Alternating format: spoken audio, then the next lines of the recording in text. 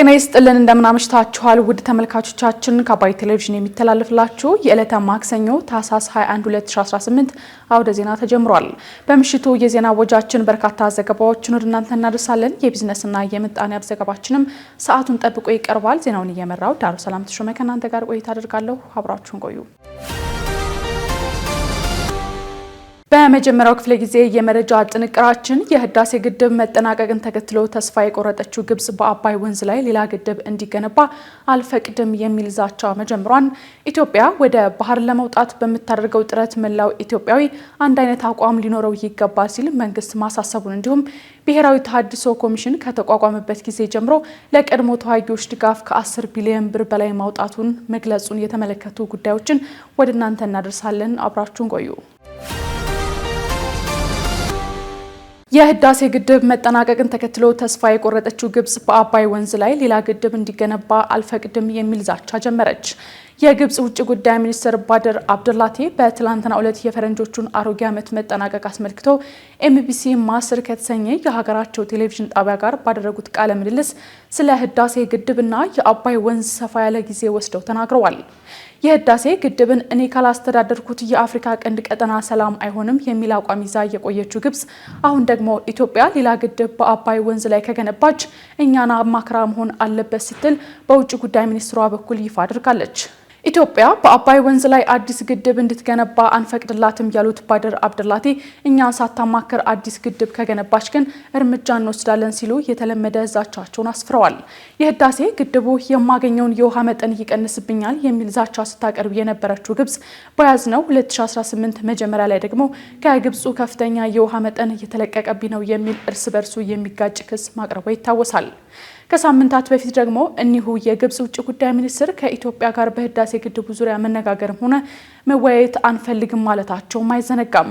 ኢትዮጵያን በወቅቱ በውጭ ጉዳይ ሚኒስትሯ በኩል በሰጠችው ምላሽ ግብጽ እርስ በርሳቸው የሚጋጩ ክሶችን እያቀረበች መሆኑን ጠቅሳ ሁሌም ቢሆን ለውይይት ዝግጁ መሆኗን አስታውቃለች። ባድር አብዱላቲ ሀገራቸው ግብጽ የቅኝ ግዛት አመለካከት እንዳላት ተደርጎ የሚነገረው መረጃ ልክ አይደለም ሲሉም ተደምጠዋል።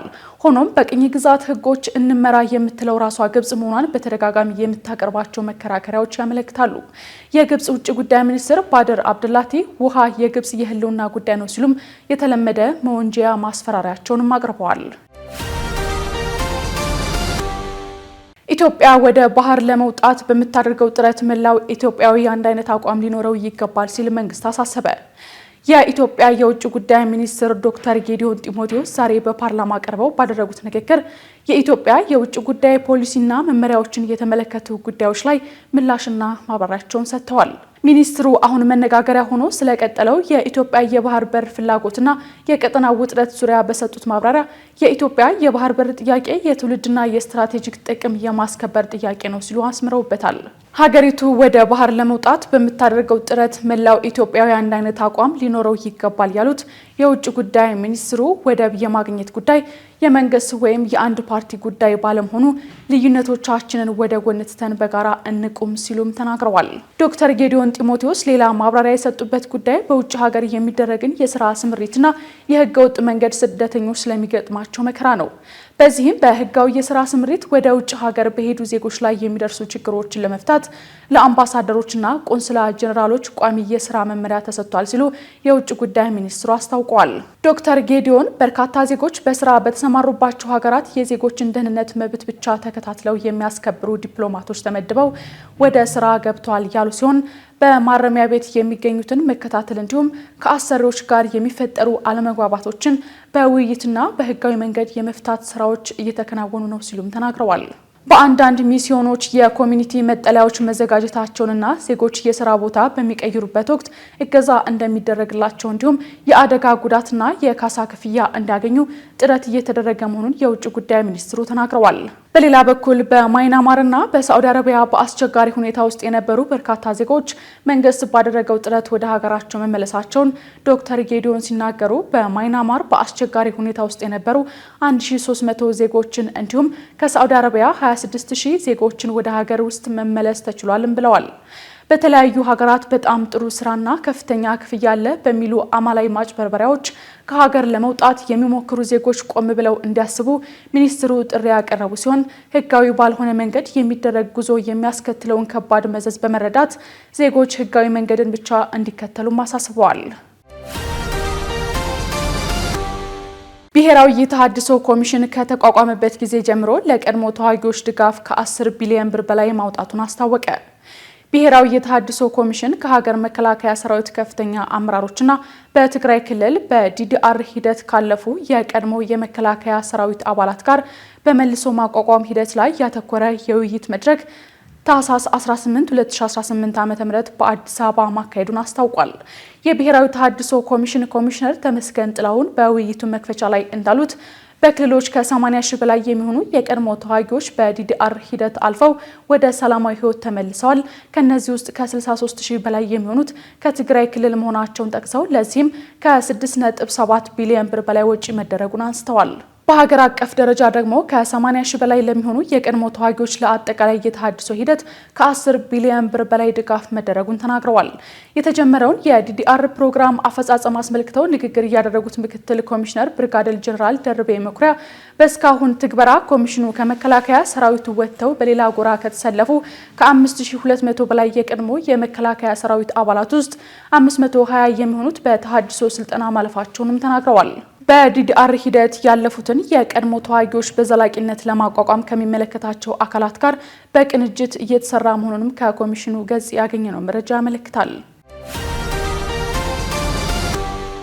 የተወደዳጅ ተመልካቾቻችን እየተከታተላችሁት ያላችሁት ከአባይ ቴሌቪዥን የአውደ ዜና የመረጃ ሰዓታችን አሁንም ቀጥሏል።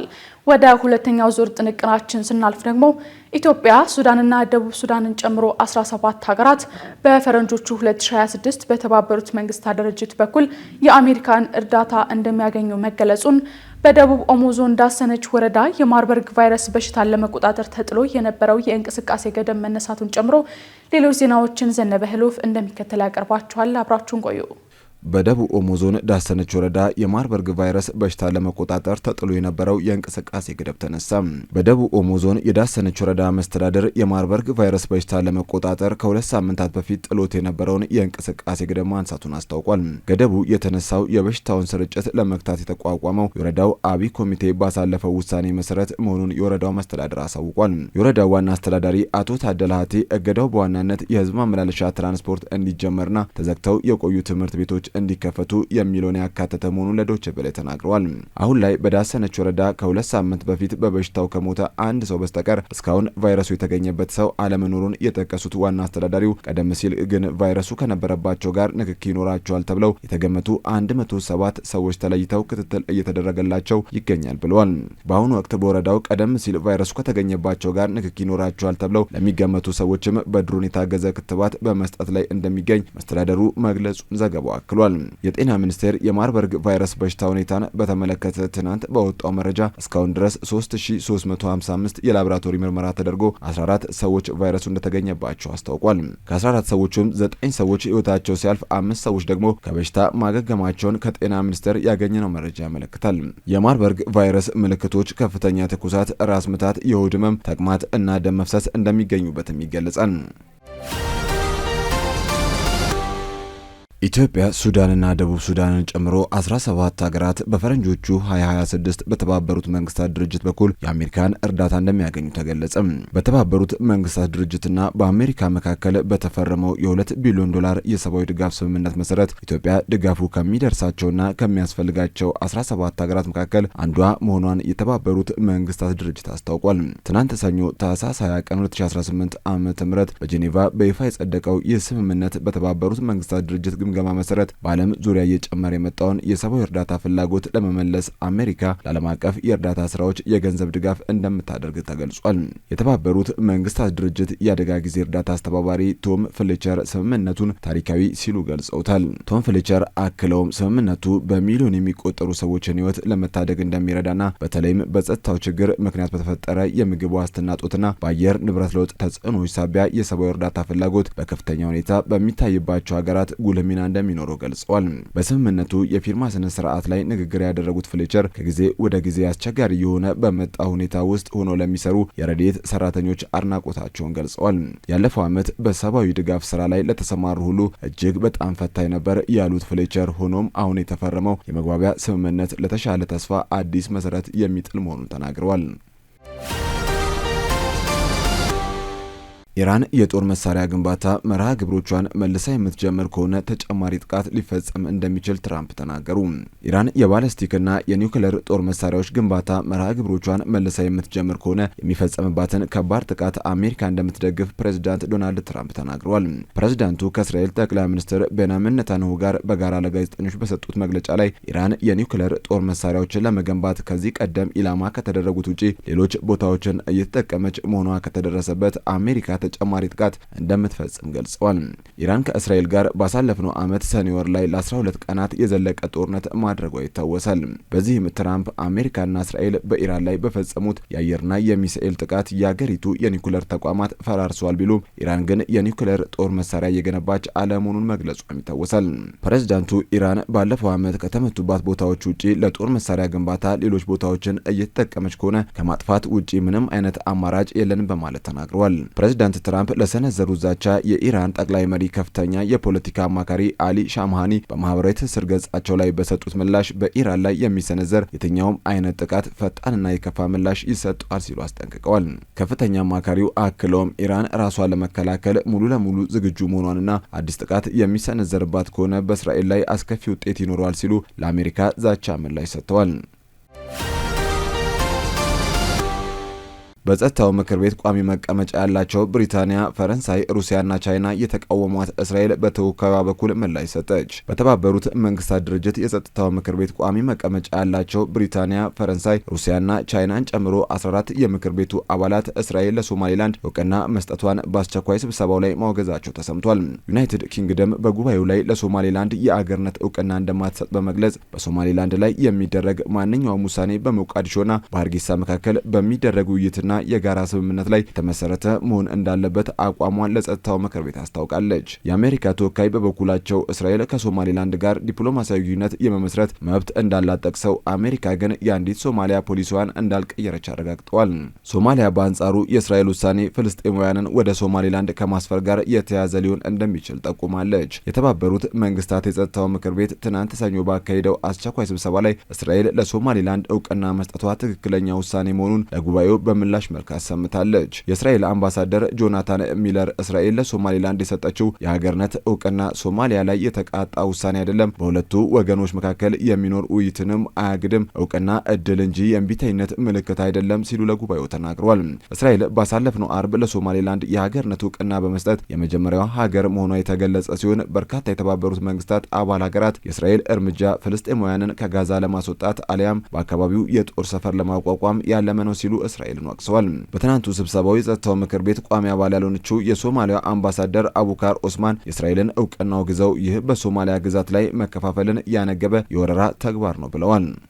ከአባይ ቴሌቪዥን የምሽት ዘገባዎች እንደቀጠሉ ናቸው። ውድ ተመልካቾቻችን፣ አሁን ደግሞ የቢዝነስና ምጣኔ ሀብት ጉዳዮችን ቴዎድሮስ አይቸው ያቀርባቸዋል። ተከታትለን እንመለስ። አሁንም በድጋሚ አብራችሁን ቆዩ። የኢትዮጵያ ብሔራዊ ባንክ የ7 በመቶ ዝቅተኛ የቁጠባ ወለድን በማንሳት የወለድ መጠኑ በገበያ ፍላጎትና አቅርቦት እንዲሆን ወሰነ። ታህሳስ 13 ቀን 2018 ዓ.ም አምስተኛ ስብሰባውን ያካሄደው የኢትዮጵያ ብሔራዊ ባንክ የገንዘብ ፖሊሲ ኮሚቴ በውይይቱ ያካተታቸውን አበይት ጉዳዮች ትንተናና ምክረ ሀሳቦችን በዛሬው ዕለት ይፋ አድርጓል። በዚህም ኮሚቴው በዋጋ ግሽበት፣ በእድገትና የኢኮኖሚ እንቅስቃሴ፣ በገንዘብ ሁኔታ፣ በወለድ ተመንን ጨምሮ በተለያዩ ጉዳዮች ላይ ሰፋ ያለ ትንታኔ የሰጠ ሲሆን በተመሳሳይ 4 ምክረ ሀሳቦችንም አስወስኗል። በቅድሚያም ቦርዱ የብሔራዊ ባንክ የፖሊሲ ተመን ወይም ናሽናል ባንክ ሬት አሁን ባለበት 15 በመቶ እንዲቆይ የወሰነ ሲሆን ብሔራዊ ባንክ ለሚሰጣቸው ቋሚ የተቀማጭ ሂሳብ አገልግሎትና ለቋሚ የብድር አገልግሎት የሚከፈሉ የወለድ ተመኖች ባሉበት እንዲቀጥሉ ወስኗል። በመቀጠልም በህዳር ወር 2018 ዓ.ም የባንኮች የብድር ክምችት በ44.5 በመቶ ከፍተኛ ዓመታዊ እድገት በማስመዝገቡና በሌሎች ምክንያቶች አሁን ያለው 24 በመቶ ዓመታዊ የብድር እድገት ገደብ እስከ ቀጣዩ የገንዘብ ፖሊሲ ኮሚቴ ስብሰባ ጊዜ ድረስ እንዲቆይ በቦርድ መወሰኑ ተገልጿል። ባንኮች በመጀመሪያ 5 ወራት የሰጡት አዲስ ብድር በከፍተኛ ሁኔታ በመጨመሩና በህዳር ወር 2018 ዓ.ም የተመዘገበው የባንኮች የብድር ክምችት ከፍተኛ በመሆኑ ይህ ሁኔታ እንዳይቀጥልና ባንኮች በአስገዳጅነት በብሔራዊ ባንክ የሚያስቀምጡት ሪዘርቭ ምጣኔ ወደ 10 በመቶ ወርሃዊ አማካይ ከፍ እንዲደረግ የየዕለት መጠባበቂያን ግን በነበረበት 5 በመቶ እንዲቆይ ኮሚቴው ምክረ ሐሳብ አቅርቦ በቦርዱ ጸድቋል። በስተመጨረሻም የኢትዮጵያ ብሔራዊ ባንክ ለዘመናት ተግባራዊ ሲያደርግ የቆየውንና በሕግ ተወስኖ የነበረውን የ7 በመቶ ዝቅተኛ የቁጠባ ወለድ በማንሳት ከዚህ በኋላ የወለድ መጠን በገበያ ፍላጎትና አቅርቦት እንዲወሰን መወሰኑን አስታውቋል። ባንኩ ለመጀመሪያ ጊዜ ያስተላለፈው ይህ ታሪካዊ ውሳኔ ከሐምሌ 2016 ዓ.ም ጀምሮ ተግባራዊ እየተደረገ ያለውን በወለድ ላይ የተመሰረተ የገንዘብ ፖሊሲ ማዕቀፍ ይበልጥ ውጤታማ ለማድረግ ያለመ መሆኑ ተገልጿል። ብሔራዊ ባንክ አክሎም ጥብቅ የገንዘብ ፖሊሲው በዋጋ መረጋጋት ላይ ችግር እንደሚገጥመው በተረዳ ጊዜ ያሉትን የፖሊሲ መሳሪያዎች ሁሉ እንደሚጠቀም ባወጣው ደብዳቤ ላይ አስታውቋል። በመዲናዋ ግንባታቸው የተጠናቀቁ ቤቶች ተመዝግበው ለረጅም ጊዜ ሲቆጥቡ ለቆዩ ዜጎችና ለሌሎች ለሚመለከታቸው አካላት እንደሚከፋፈሉ ተገለጸ። በአዲስ አበባ ከተማ የሚስተዋለውን የቤት አቅርቦት እጥረት በዘላቂነት ለመፍታት ልዩ ትኩረት የተሰጣቸውና የተቀናጁ የተለያዩ የቤት ግንባታ አማራጮች በስፋት እየተተገበሩ መሆኑን የአዲስ አበባ ቤቶች ልማትና አስተዳደር ቢሮ አስታውቋል። የአዲስ አበባ ቤቶች ልማትና አስተዳደር ቢሮ አማካሪ ኢንጂነር አውራሪስ ከበደ ለኤኤምኤን በሰጡት ቃል መንግስት የመዲናዋን ነዋሪዎች የቤት ፍላጎት ለማርካት ዘርፈ ብዙ ስልቶችን ቀርጾ ወደ ስራ ገብቷል ብሏል። ችግሮችን ለመቅረፍ እየተከናወኑ ካሉ የተቀናጀ የቤት ግንባታ አማራጮች መካከል በመንግስት በጀትና አስተባባሪነት የሚከናወኑ ግንባታዎች፣ በመንግስትና በግል ዘርፍ አጋርነት የሚገነቡ ቤቶች፣ በሪል ስቴት አልሚዎች የሚከናወኑ የቤት ልማቶችና በማህበር በመደራጀት የሚገነቡ የቤት ልማት ፕሮግራሞች ተጠቃሽ መሆናቸውን ኢንጂነር አውራሪስ ተናግረዋል። የግንባታ ሂደቱን ለማፋጠንና ጥራትን ለማረጋገጥ አዳዲስ አሰራሮች ተግባራዊ እየተደረጉ መሆኑንም አማካሪው ገልጸዋል። ኢንጂነሩ ግንባታቸው ተጠናቆ ለአገልግሎት የሚበቁ ቤቶች አሰጣጥን በተመለከተም ቤት ለማግኘት ተመዝግበው ለረጅም ጊዜ ሲቆጥቡ የቆዩ ዜጎችንና ሌሎች የሚመለከታቸው አካላትን ባካተተ መልኩ ፍትሐዊ በሆነ መንገድ እንደሚከፋፈሉ አረጋግጠዋል። የገቢዎች ሚኒስቴር ልዩ መለያ የሌለበት የማንዋል ደረሰኝ አገልግሎት ጊዜ ታህሳስ 30 እንደሚያበቃ አስታወቀም።